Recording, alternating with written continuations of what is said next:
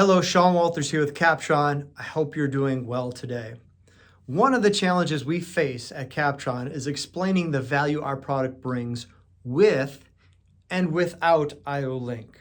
If you're an IO-Link user, you know that you can configure all the parameters through IO-Link. You have the benefits of reduced wiring, standardization in wiring, all the tools that IO-Link brings to the table.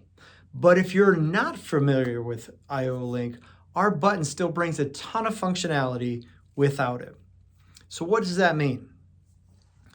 So our button can always function as a regular button, on, off, reset, dynamic, momentary, maintained, all of those really neat features we can do on a regular basis.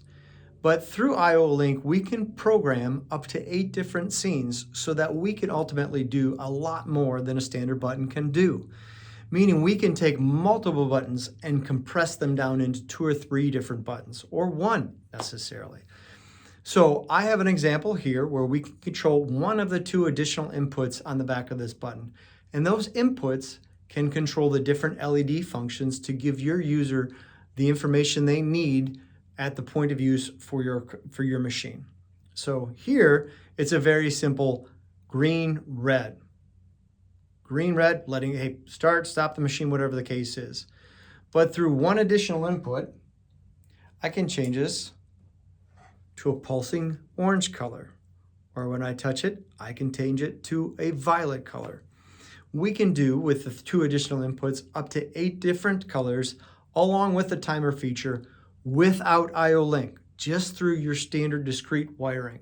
So you have 2 inputs on the back, and obviously the person touching it is a 3rd input, and that gives us up to 8 additional options so that you can take your panels, reduce their size, buttons, reduce their number, and give that user the information they need at the point of use.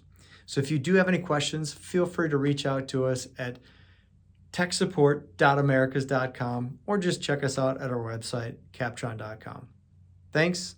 Have a great day.